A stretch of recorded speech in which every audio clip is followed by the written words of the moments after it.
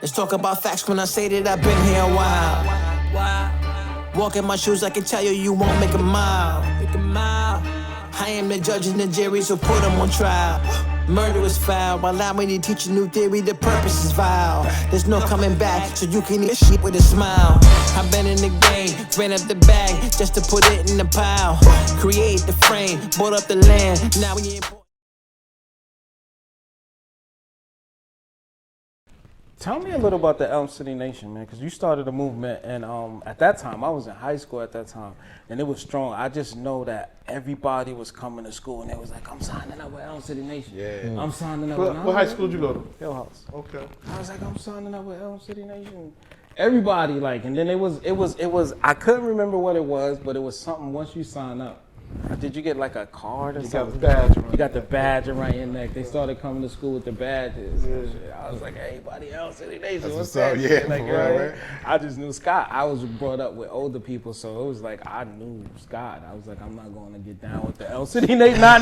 You understand what I'm saying? That was my mindset as a kid, as a child. Like, you know what I mean? As a teenager, that's what I was thinking. Yo, see, he's still getting incarcerated calls from Cheshire. That's crazy. I started a restaurant on Shelton Avenue, on Shelton and Bassett. Those fish sandwiches was like this, bro. Yeah, I used crazy. to love them shits.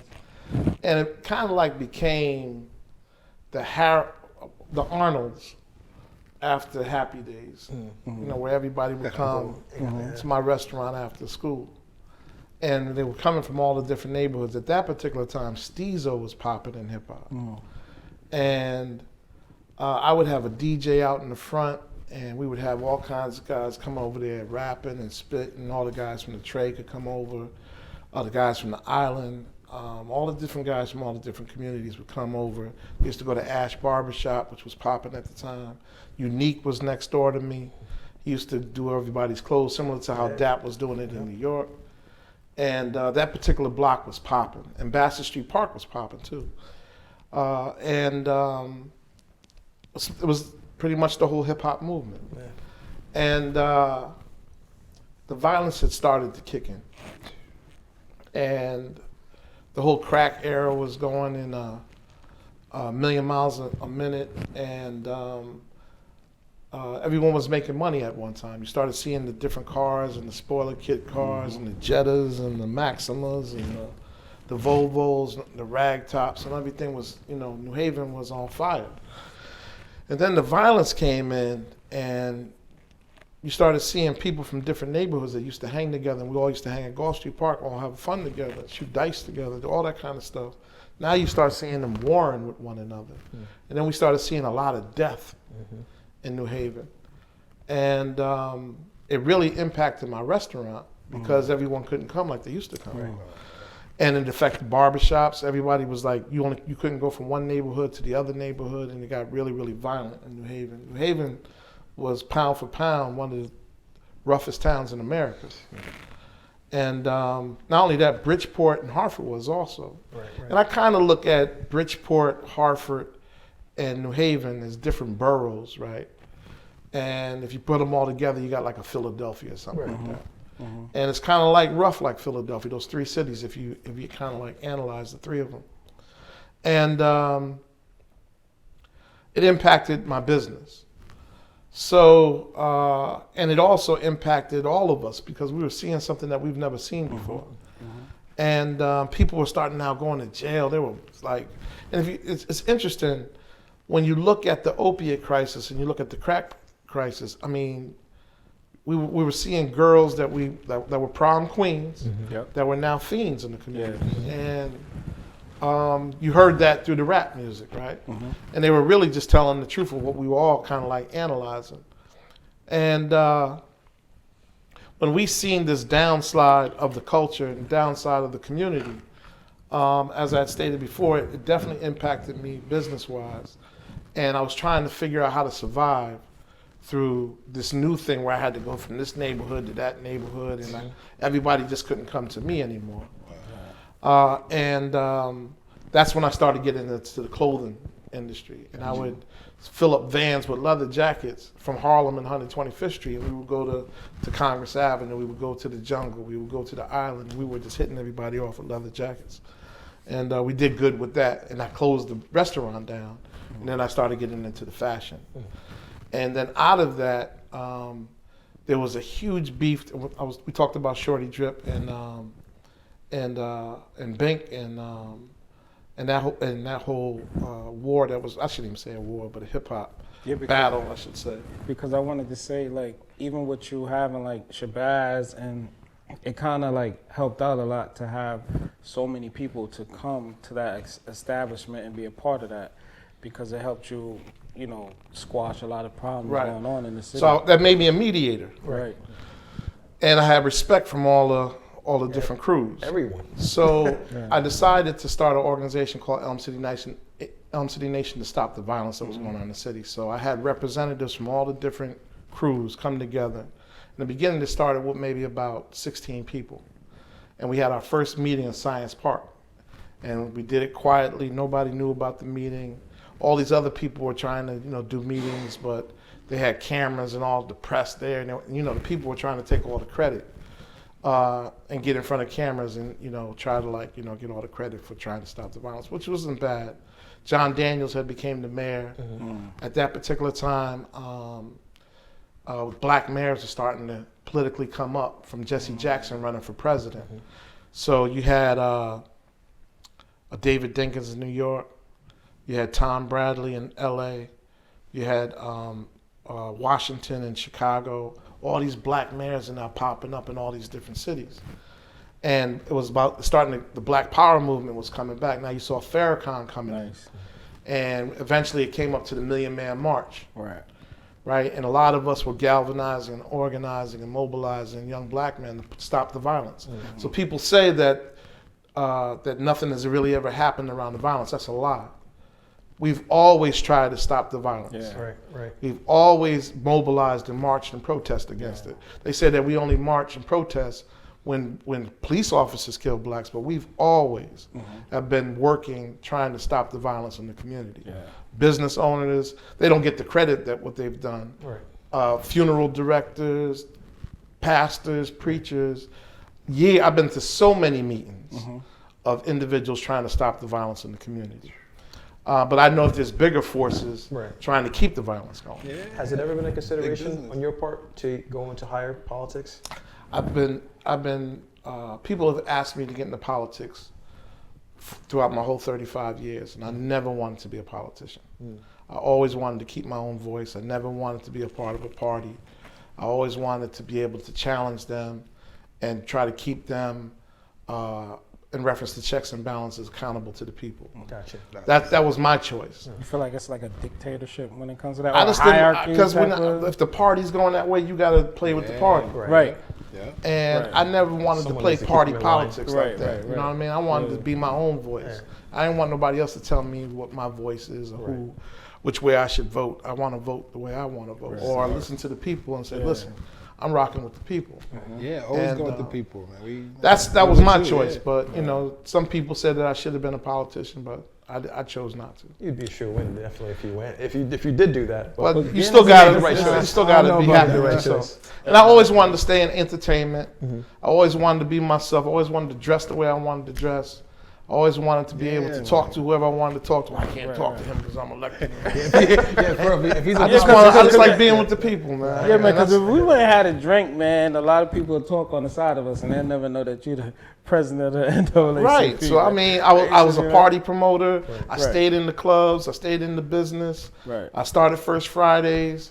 I wanted to move the way I like to move, man. So, you know, I'm comfortable with myself. This is New first hip-hop mogul. But I always wanted to listen to rap music. I wanted to blast my music out the car, you know. Man. Politics would have changed. I want to plan, organize, staff, direct, budget, design, implement, manage.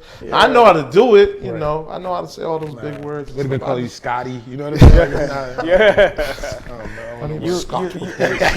You definitely played a big role in promoting locally. Like, you know, I love promotion. That's my thing, though, man. I love that. I see. I love You've been that. promoting for a long time. Even like we talked about Black Expo, but you was like Black Expo was hitting because you was bringing the artists and you had the whole weekend laid out. You know what I mean? But as far as the promoting side with concerts and everything, you've been doing that for a long time, man. And I don't know the history. I became the commissioner of the New Haven Coliseum at one time too. I never knew that. That's something that I never knew. I was commissioner of New Haven Coliseum for like 4 years, man. Yeah, and I brought the basketball games. I brought the high school basketball games back to the Coliseum. I would love to see how long his resume is. Yo, Just for like, real, like, When these positions come up, they're like, you there. Scroll out like the cartoon when you roll that shit and that whole shit. Just like that shit just keep going. I was the commissioner of the New Haven Coliseum. it's like, so Scott, tell us what have you done? What haven't I done? Oh man, yeah, look, I probably tell you what I haven't. You ever jumped out of a? You ever skydived? Never. before, man? Never skydived. You I was went the commissioner of skydive? But I'm a jet ski junkie. You a jet ski junkie? I'm a jet ski junkie. I never- can you stay can out there swim? all day. Yeah, I'm very I good. can't swim. Very good. Shit. Very good. You can't swim? I can't swim for shit. You know I can't swim, bro. You the one that fucking learned how to swim on YouTube. You learned how to swim on YouTube. You did? I did. That's amazing. I did. I learned how to swim because of So my you daughter. talked about social media. It helped you It swim, helped me. right? Exactly. I learned how to swim because Well, of my I did daughter, say it's honestly. not all bad. Yeah, it's on not, social it's media. not, that wasn't all sword, bad. man. That's how you I use literally it, I think. plugged in like the Matrix. I got locked out of my car one time. Yeah. I went on YouTube. Ah, you got it. Oh yeah. Y'all not gonna disrespect YouTube. I called my please. daughter and she's like, "Go on YouTube." I'm Yeah. like, I'm "What an are you talking avid about?" YouTuber. Yeah, I get it. Taught me Yeah, exactly how to get in my I car. got certification just for searching. Like, they Yeah, sent me man, it's amazing, really. Man. I plugged into YouTube, watched the swimming video, learned how to swim, dived in the pool as my wife was walking in, and she's looking at my boy and like, "Where did he just go?" And my boy's like, he just went underneath. He can't swim. She's ready to jump in. He's like, he's been swimming all afternoon. She's Wow, like, under the water, coming up. that's amazing. When did you learn how to swim? I'm like, today. I did it because my daughter loves to swim. She loves the water. And good, my man. thing was, That's a good reason. if something happens to her, I can't get in. That's You know what I'm saying? I need to be able to I'm a jet ski protect. junkie. Yeah? Jet ski junkie. There's a comedian that talks about, I got a jet ski. So you're the commissioner. You got so many fucking stories and layers. Like I said, you're the commissioner. That comes from Chad Dawson.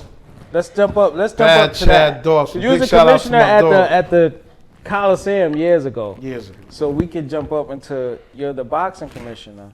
Chairman of the boxing. Chairman Commission. of the boxing. Okay.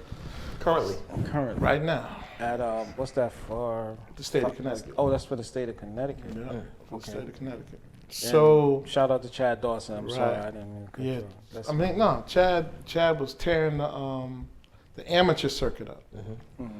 And I was working at Hyde High School at the time. And Chad was destroying the amateur market. And Ring One was as you know, is a powerful institution, not only here in New Haven, but it's a nationally known training gym. Right.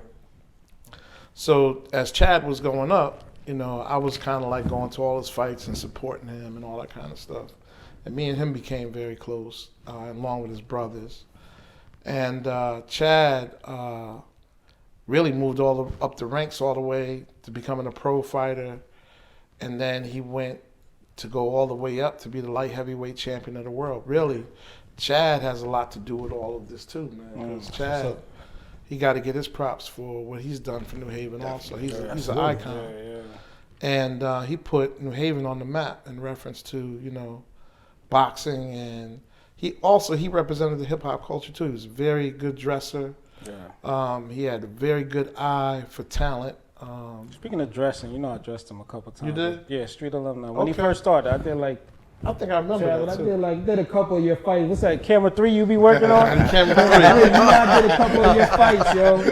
Chad, I did a couple of your fights. Nah, but I did a couple of his fights because you know, Ring 1 is right in my hood. It's right in the Right, corner. yeah. So I was right up the block. Real shit. I was just out. You know what I mean? I'm out here, but I was not for nothing. I had the bread, and he was a young dude coming up. I had street alumni, and this is real shit. And Chad, to tell you, he would You gotta have Chad on the show. we'll do that. We definitely will do that. I used to be on the block, and I used to see Chad, and I was like, yo. I remember at one time, I did a couple of his fights, but I remember one time he came outside. He was looking for me. He's like, yo, I got to fight in like 3 days. I was like, how the fuck you got to fight in like 3 days? Like, you know what I mean?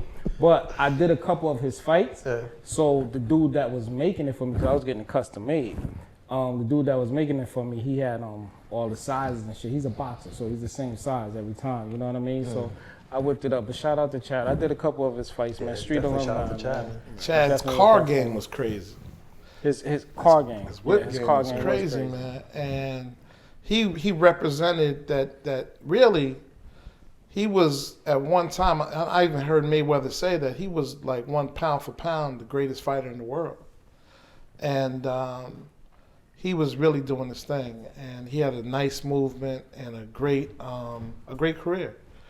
And by me being at all the fights, I'm a networker, I'm a hustler, so Right. I'm around just meeting and introducing myself to everyone. And I started getting a little popular behind the scenes.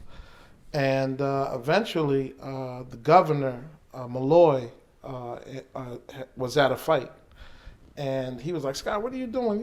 You in the ring and all this stuff? What are you doing? You know, you're head of the NAACP. Like, I'm Scott. I'm the man. What are you doing? Like, I'm not controlled. Right, yeah. He was asking me, he's like, you know, why don't you become a commissioner? You know everybody, you know all the Hispanics, you know the Irish. I was like, you know, so when you go to fights, the Polish are all over here, and the Irish are all over there, and the Italians, they got their flags Yeah, they going. go crazy. And I'm, fights. you know, getting with the crowd and having yeah. fun with it and just enjoying myself, you know, like I do. And just, you know, I'll meet all the Polish guys and I'll meet all the Irish dudes and, you know. Yo, I gotta say, I love the way he just like, yeah, the governor just asked me, what is he doing in the ring? Like the governor, It's like, like, you know, yeah, I see And he said it so humble, like, yo, the governor just is like, yo, what you doing here? in the boxing So anyway, ring. he was like, you need to become a commissioner. I was like, I don't know nothing about being a commissioner. He was like, man, you're a networker. You'll figure it out. You know what I'm saying? Just do your, And what you know. is who you know. Right, Exactly, and I'll connect you to exactly. the right people, so and so and Blessings, so. man. So then I got on the board. So there's like 9 people on the board. And then I got on the board. It was like a lot of older guys. They didn't really, you know, they were like from the 50s and the 60s and the 70s. They knew a lot of history, and they taught me a lot too. And then I think they took a liking to me. It's like, yo, you need to take the wheel. And I was like, what? It was like, yo, you need to take the wheel. Man. As you We'll putting on your follow you. seatbelt, you're like, what? Strap this shit in. I ain't passing So- up no opportunities. So eventually they had the faith in me and they selected me to be the chairman. So I went to the governor and the governor made the nomination. I got passed through the Senate. That's amazing, man. Congratulations. Yeah. Man. That's huge. Big shout out to Senator Looney too. Yeah. Shout out to Yeah, Senator yeah. Looney, man. Yeah. So how was that? You attend all the fights? You go to all I don't go to all the fights, but I do go to. My job pretty much is to really go to other states and get. Well, I go to Vegas, right, or go to New York, and I'll talk to promoters and try to encourage them to come to Connecticut. And do Right, fights. right. And I really had the thing rolling, man, and then COVID hit. So now I'm really rebuilding. I'm really close to Kenny Reels from Foxwoods. That's my guy. Kenny was at the time the chairman. Rodney Butler is the chairman of Foxwoods now. With the Mashantucket Pequot Tribal Nation. But I really got close with them. And you know, I did a lot of events there through my parties and all that kind of stuff too. So I built strong relationships with the Native American community. You know, I'm the same thing that I've done in New Haven. I just wherever I go, I just network, man. I build relationships, and I'm really good at saving business cards. And I'm really good saying, I thank you for the time that you spent.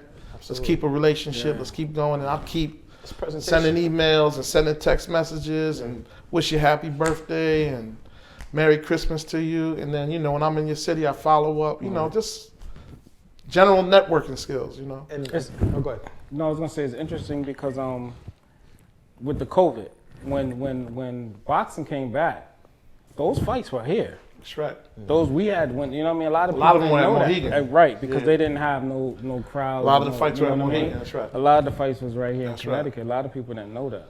So that's the boxing thing. But right now I'm doing going to a lot of fights at the Barclays. I just got back from Vegas, so I'm getting back into my groove of. You want a tank fight? Not to cut you off.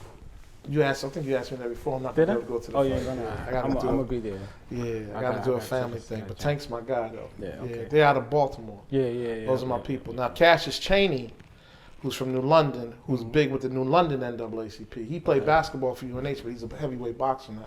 Big shout out to my boy Cassius Now Chaney. he's fighting Also, now? the midget about to fight too, Tremaine Yeah, Williams. shout out Tremaine. From the Hills. Shout out Yeah, Tremaine. yeah. I talked to Tremaine. He had hit me when Tremaine hit me early. He was like, "Yo, I want to do the show." So I told him, You I gotta said, get we'll link it Tremaine. up. Yeah. Cassius would be. I mean, all the young fighters, y'all should, Definitely. and y'all should come to some of the fights. Yeah, Love you to have gotta guys link come. us to some of these. I would people, love for man, y'all to come to the 'cause, fight. oh yeah, I love boxing. You love man. boxing? I love boxing. All right, that's good. So your show, the show that you have with That life.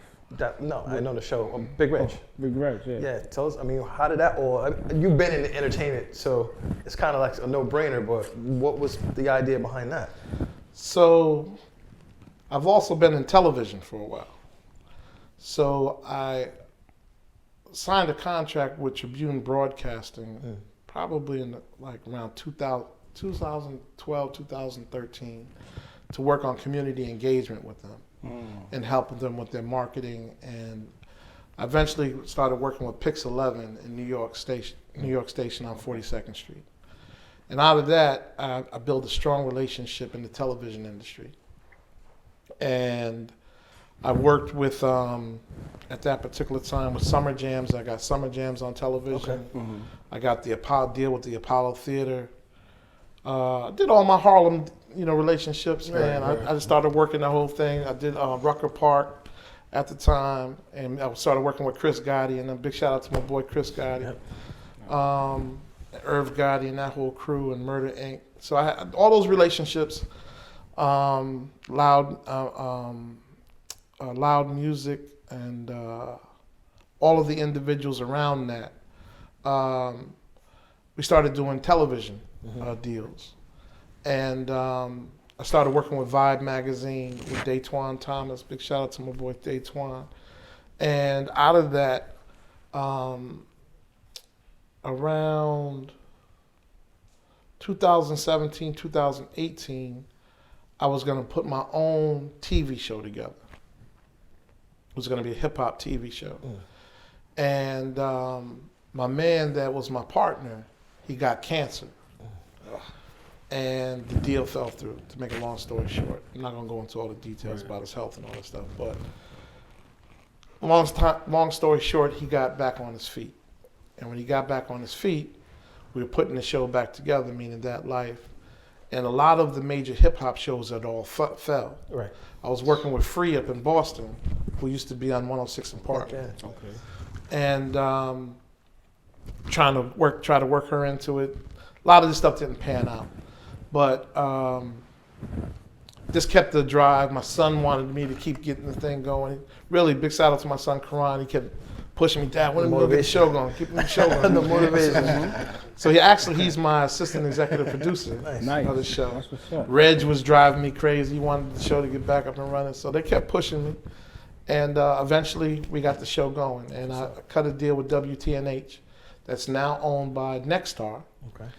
And we got the show throughout Connecticut now. And now I'm looking at putting a deal together to 194 stations across the nation. And this is your third season. This is my third season in Connecticut. Now we're trying to put the national deal together.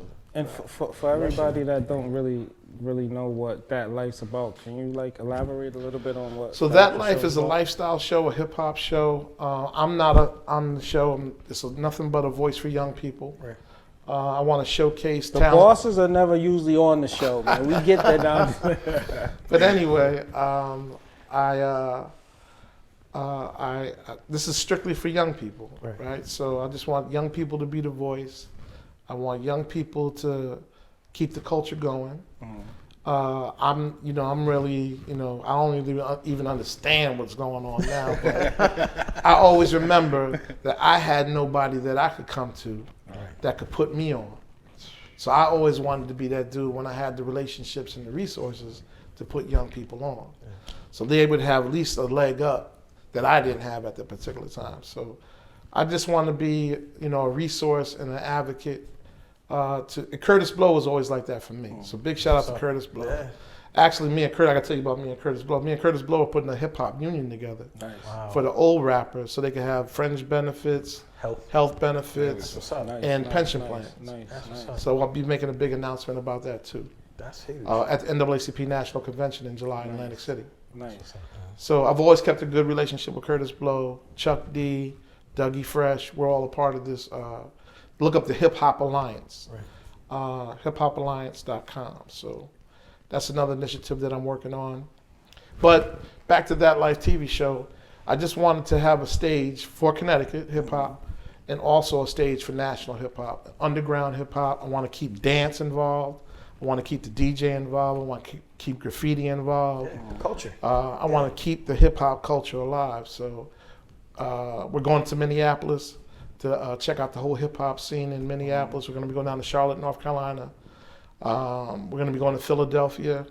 So show Connecticut and show what's going on across the nation. Then hopefully I have an international stage where I can show what's going on in France. I'm just hearing the Scot X Network. Yeah. I like that. It's coming, And I heard about that cooking show. So I want that on the network. Shout out to Hip hop cooking. Oh, He was just on there. He just had the cooking show. Yeah, so Okay. we gotta get. So Dave I up there love soon, television, too. I love sports, and I love entertainment. So whatever I love to do, it's not really work. I like to take advantage of certain situations, so I want to ask you, Yes, sir. how in tune are you with this new, they call it the new age of music. I call it adjusting, like it's their turn. You know, we got to adjust. Yeah. You know what I mean? Right. So what you listening to right now? What's in your, are you tapped into this? Like, do you do any of the I little have to listen Dirks to all or the new or artists. the little baby? You have to. I have to You listen have to all the new So artists. you are. I have to watch all the new videos. Right. I'm trying to stay in tune with what's going on. I have a great relationship with Sholey out of Bridgeport. Yeah. He's a really dynamic Sholey's guy. dope, man. Yeah, he's a good really dude. dope. He keeps me in tune with what's happening. I'm trying to understand. I'm meeting with the Chris Webby movement because they have a national movement. And he's like the Eminem of Connecticut, but he's got a really strong team that's traveling around the country and making a lot of money too. Yeah. Chris Webby's been a force he's for a doing his while. thing. What's the name with Chris Webby right now? Annoyed. Annoyed. Yeah, Noy's doing Noy's his thing. tough, bro. He's tough.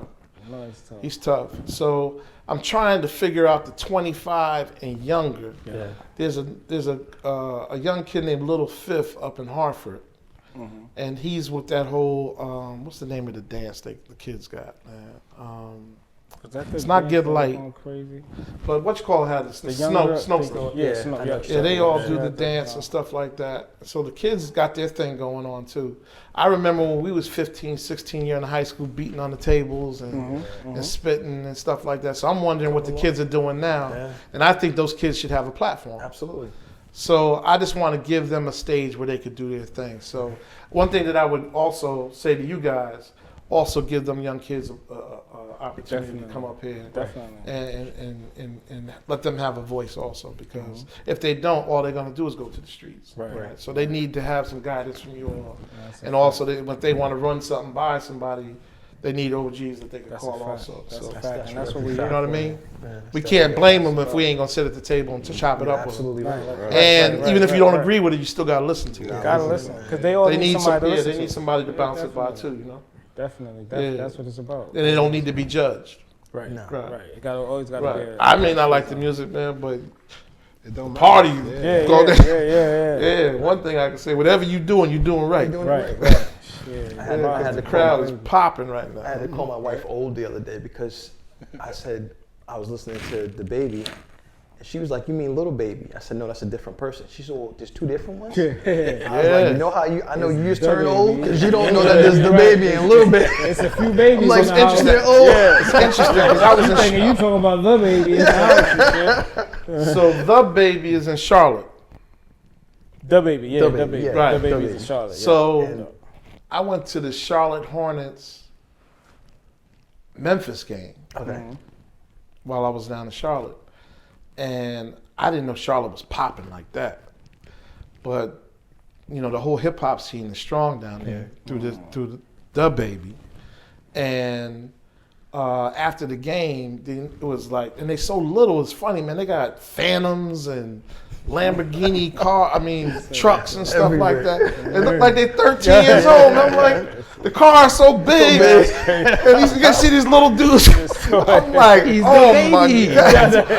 I'm like, this is amazing, man. Look how big these cars are. These little dudes popping out of these cars, man. They got all this jewelry on. I'm just laughing, man, just enjoying them, saying, yo, man, I got nothing but love for you dudes, man. Do your thing, man. You know. One thing I wish is that we could get Connecticut hip hop, you know, in those same type of movement theories. One thing that they have is they got pro sports there. So True. They had Ja Moran out there with them. They had the kid Ball. Yep. They were all out there. So one thing they have an advantage is the pro sports that they got there, and they get a lot of attention from that too. But Connecticut had UConn. We have UConn.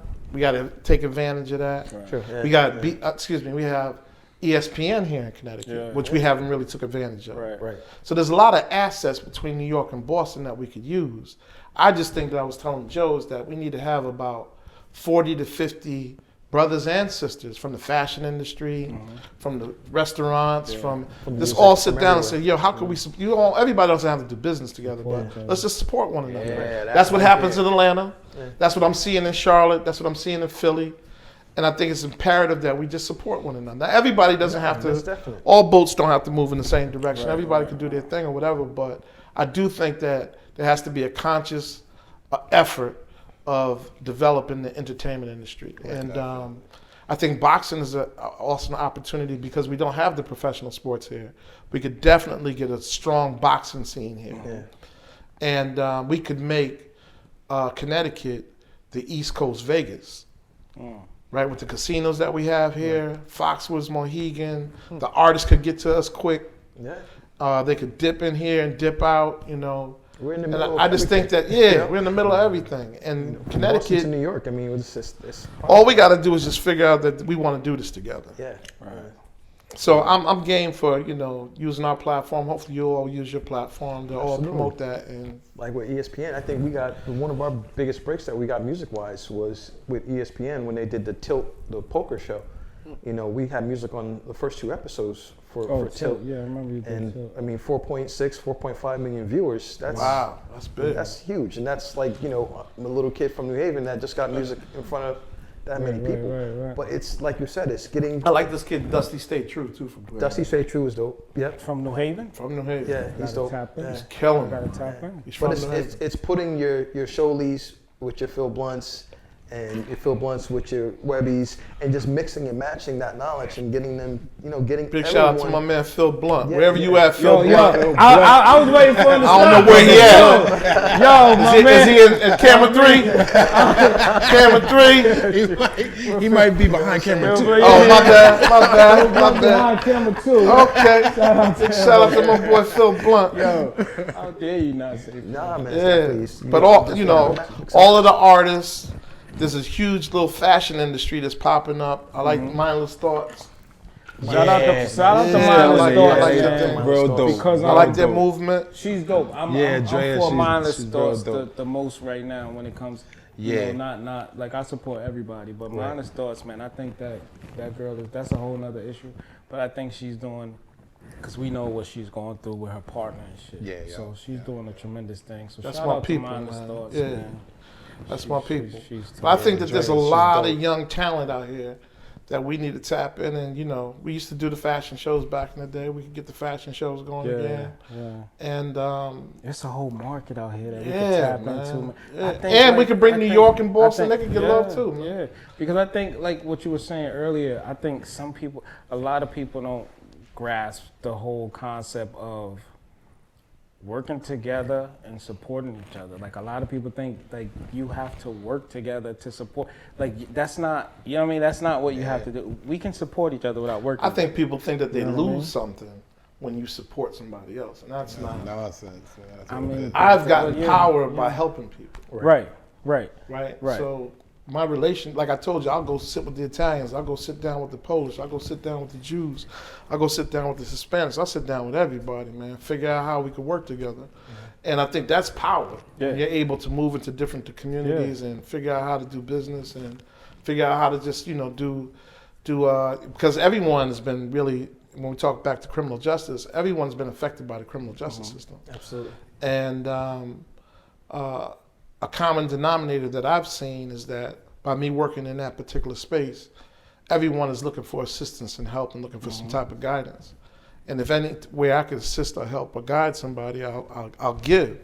But then always, usually when you're putting out good energy, the energy usually comes back. Absolutely. Not always, but 90%. Well, I would say 80% of the time it comes back.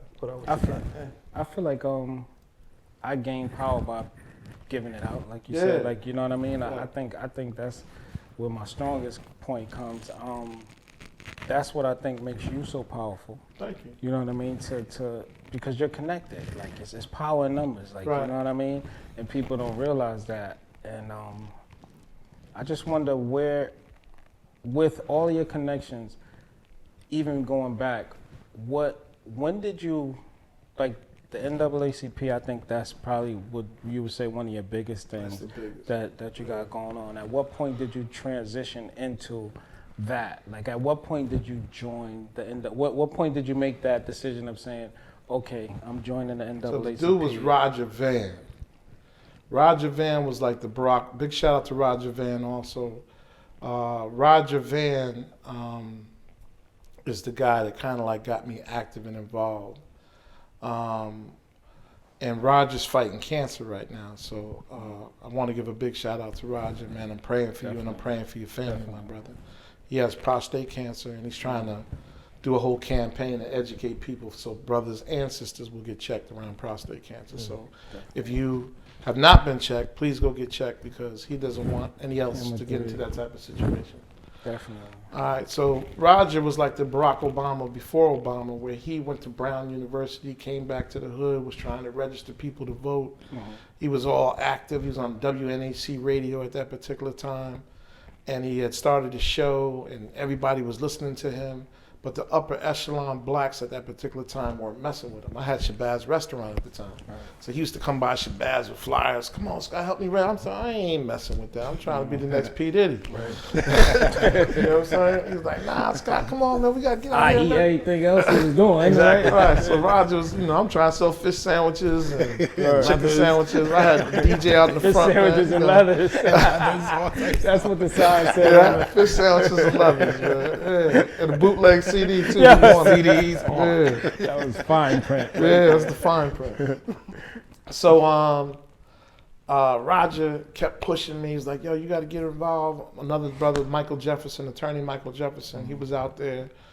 Gary Highsmith, Kermit Carolina. A lot of those individuals were Deidre Bailey. There was another one, Kevin Sullivan. He was at Yale. And Lisa Sullivan. What was it? Rev Kev. So there was a huge movement of activists that were coming out of the late 80s and early 90s. And out of that, Roger said that he made the decision that he wanted to run for president of the NAACP.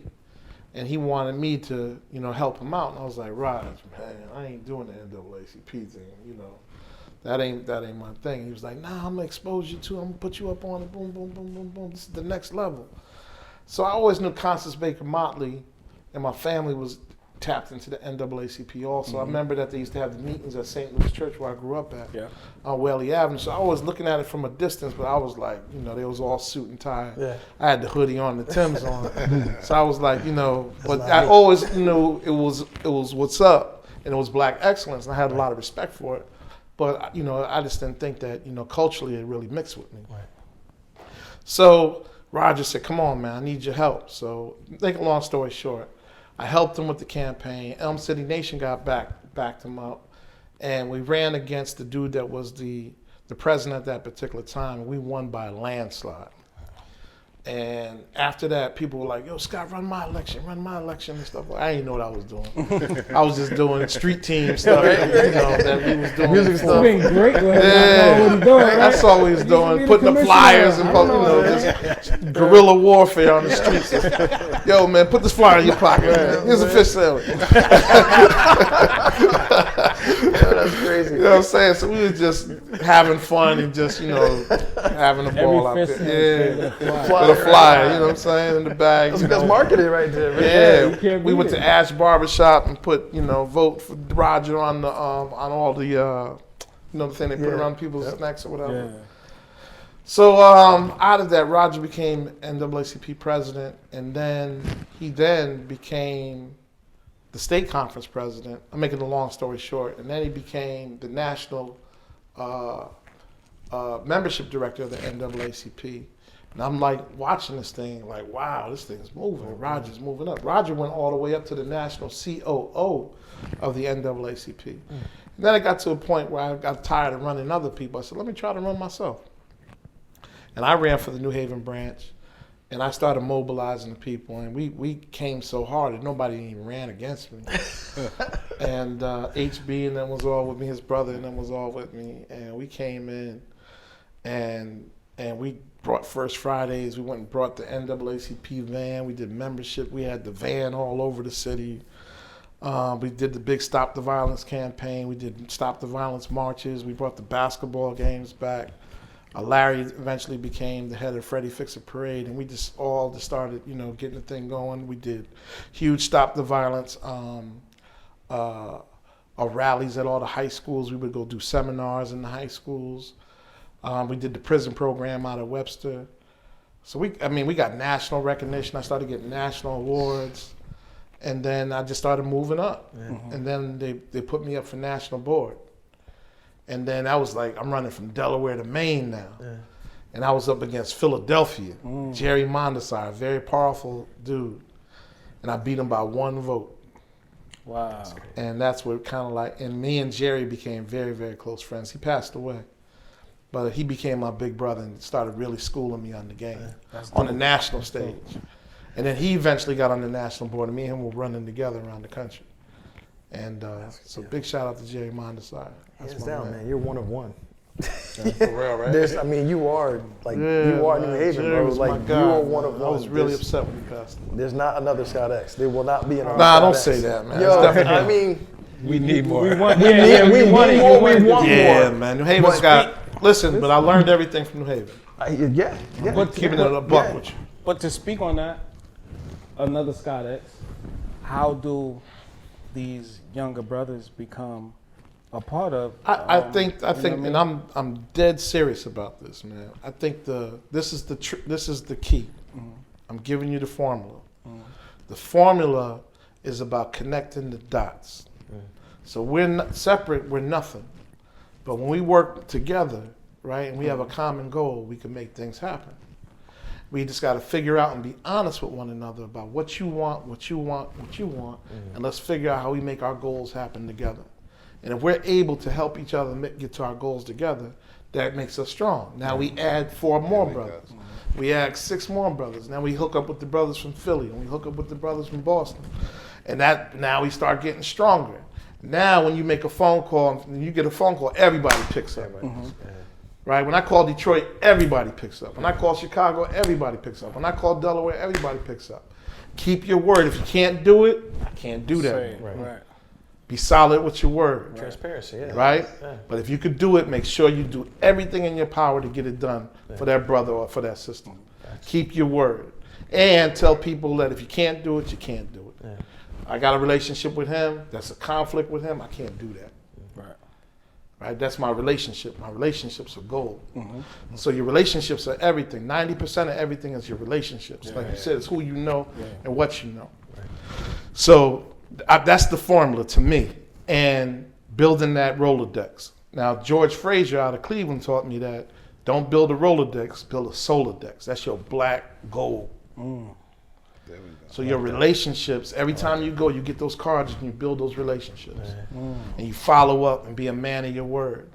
And and just keep those relationships going and developing those relationships. And your relationships is your capital. Yeah. Mm-hmm. Right? And then you get a return on your capital. And if you're in a capitalistic society, you tell people what you want, you let them be very clear what you want.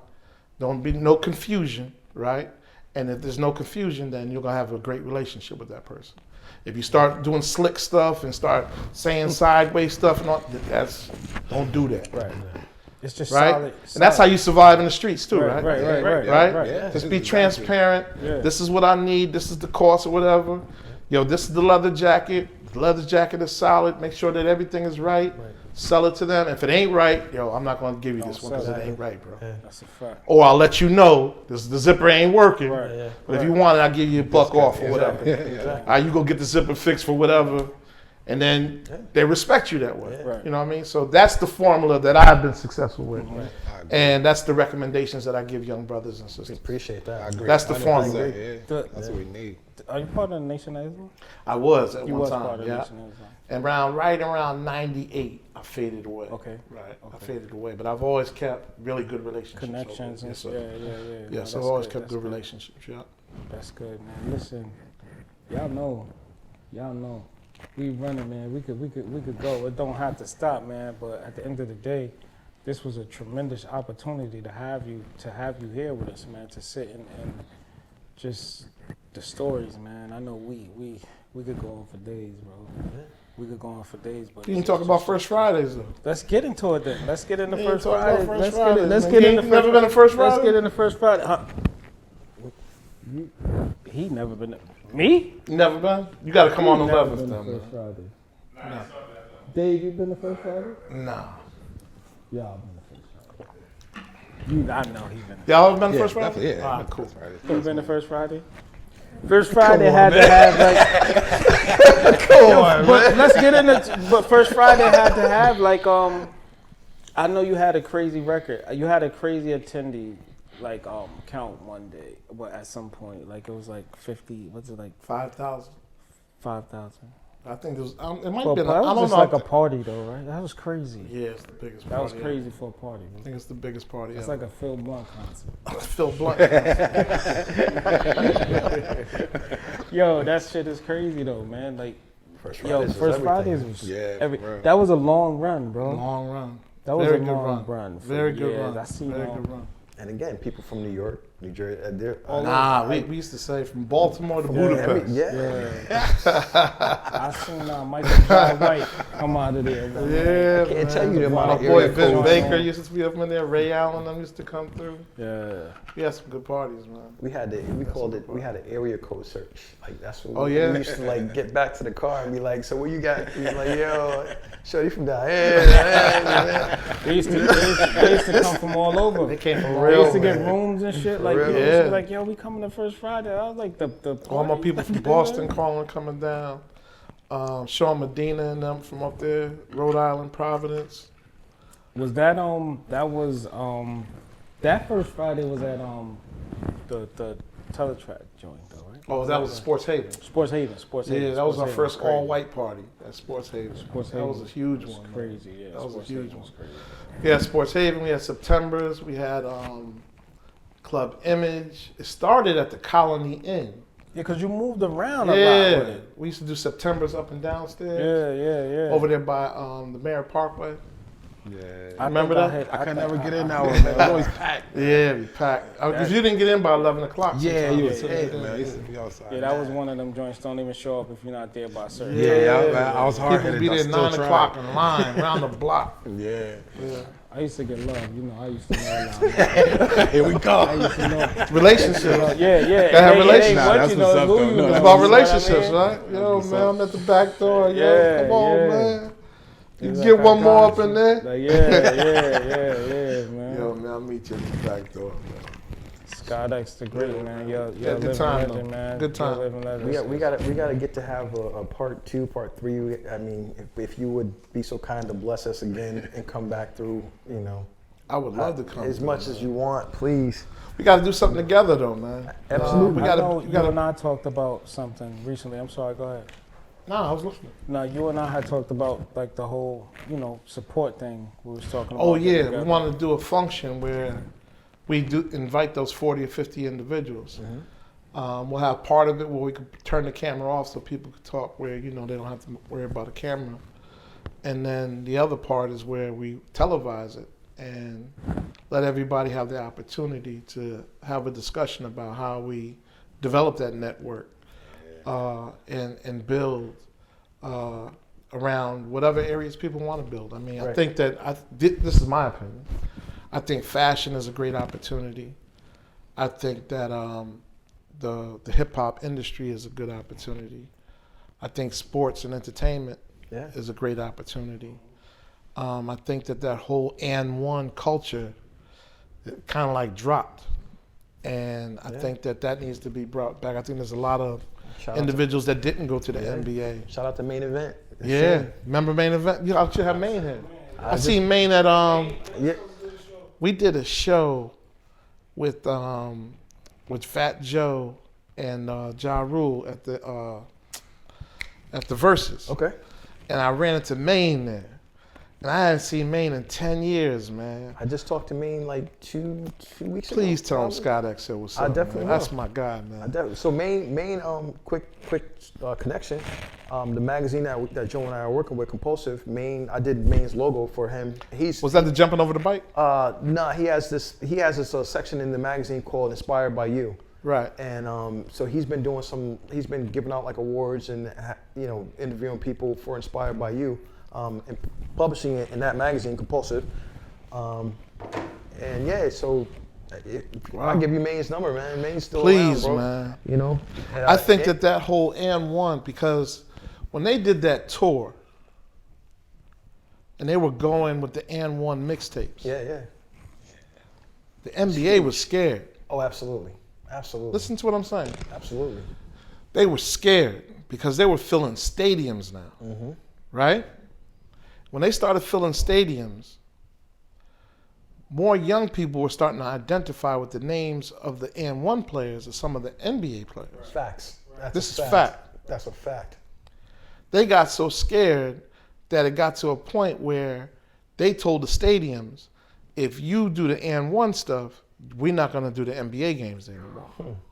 Then they started that G League.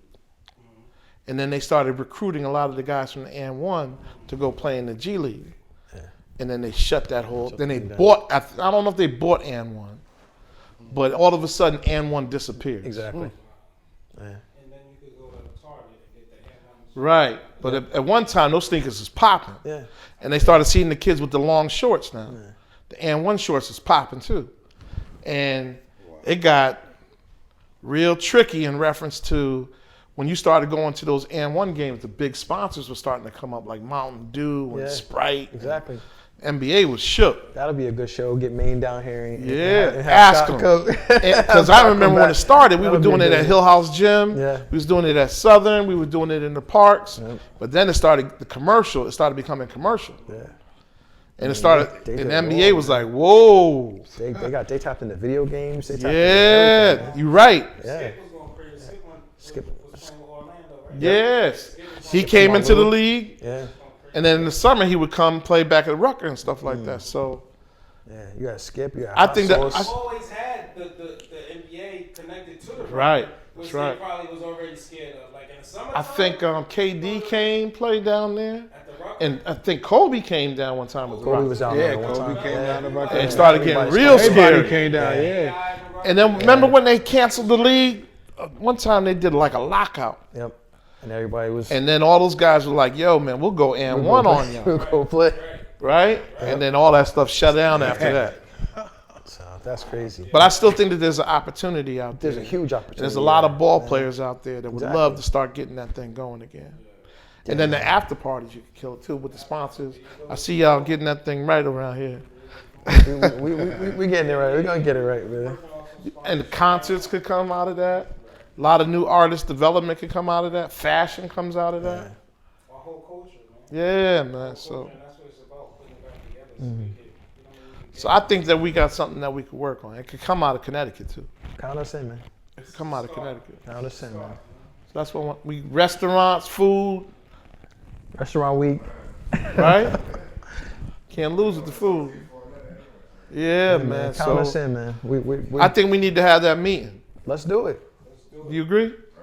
It can't hurt us to talk. It don't cost no money to talk, right? Let's do it. And if it's BS, then you just get up and walk out. We ready last week. Let's go. If it's real, You know what then I'm saying? let's connect and let's get Exactly. busy, right? Because I mean, you have the meeting, and you know the strong are gonna come through. The ones that are shaky, you know, they're not gonna come up. They're not even gonna say nothing. Let me tell you two people that I admire. I really admire Tyler Perry. He was homeless. He had an idea. He had a concept. He started working in churches. He created a character. He had no big artists. He created this Medea thing, right? Mm-hmm. And he had 100 people in there paid $30 a head, right? I mean, a thousand people, that's $30,000, right? You sell chicken dinners, you sell a couple drinks, you sell T-shirts, you sell some DVDs. You done walked out of there with $40,000. Yeah. You do that twice a week, now that's $80,000, right? Now 80,000 times 4, now you're making quarters of millions of dollars. Now he's building the Chitlin circuit now. Yeah.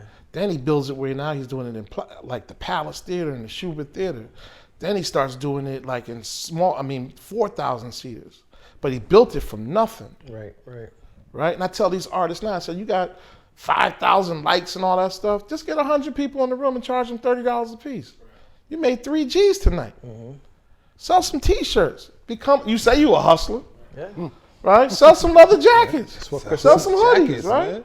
Now you done made 4,000 or 5,000 a night. You could do that 4 times a week. You made 20 G's in a week, bro. That's exactly what Webby did. Right? That's what Webby did. That's what Webby did.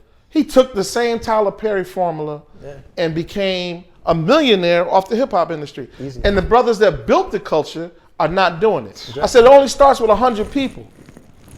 Webby took his following from high school to college to $4,000 in one night is a lot of money. Mm-hmm. Yeah.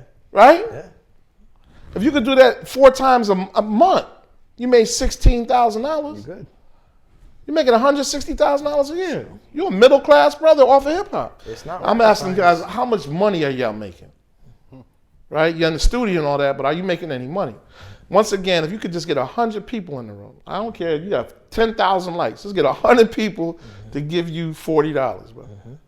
Right? That's one person I love. It's Tyler Perry. I think he built the formula. Then after that, for like 10-year run, then he went into the movie industry. Then he built so much of an industry up. Then he got BET and got his TV shows and all that kind of stuff. Then he built the biggest studio, bigger than anything in Hollywood down in Atlanta. Yeah. Right? All from starting in the church. Yeah. Homeless. Right? So that's number one. Number 2 is Cardi B. Cardi B, once again, homeless. Stripper, whatever she did, whatever, people could judge however they want to judge, but she took everything that she had and rolled the dice with everything that she had and built her career from nothing. Never compromised her goals. I remember when the whole thing happened with Kaepernick, she stuck with Kaepernick the whole way. Spoke out on every major issue. She was with us. Any type of protest, march like that, go support our people. Later for these police killing our people and walking away with no consequences. Yeah. Never compromised her morals, did her thing the way that she chose to do it, and she built a multi-million-dollar operation. Absolutely. So the only thing that I say is that whatever you believe in, whatever your inspiration is, or whatever your goals or aspiration, roll the dice. If you take $100 and you put it into whatever, when you get to $1,000, roll the dice. When you get to $10,000, roll the dice. When you get $100,000, don't be scared, roll the dice. When you get $1 million, roll the dice. Believe in yourself and go for it. That's all I want to say to my people from Connecticut. That's all I do is like, when I die, I'm gone, man. If I lost $100, I could lose $1,000, right? I could lose $10,000. I can get it back. Hustlers know how to bounce back. But you gotta roll the dice on your goals and your aspirations, or you ain't never gonna make it. Do it, man. Unless you want to sit around and wait for somebody else to do it for you. Nah, that ain't happening. But those that do it, they come from nothing and they roll the dice and they bet on themselves, man. Wise words from a wise man. Is that a good way to end it or what? Yo, that's a good way to end it. I ain't got nothing better than that. Yo, come on. Believe in yourself. Come on. Believe in yourself. That's it, bro. Scot X. Scot X Esdaile, Elm City. NAACP Activist of the Year, man. Yeah, man. Scot X. Love y'all, man. Appreciate y'all, man. That's what's up. Now let's work together. Let's roll the dice together. Let's build together. I was ready last week, bro. Let's go. Let's figure out how we can do it together, man. Let's go. We'll say it all started from this show right here. All right? All good, man. That's where it started. Let's do it. For the record, Scot X, man. All right, good brothers. My brother, X. Appreciate y'all. All right, man.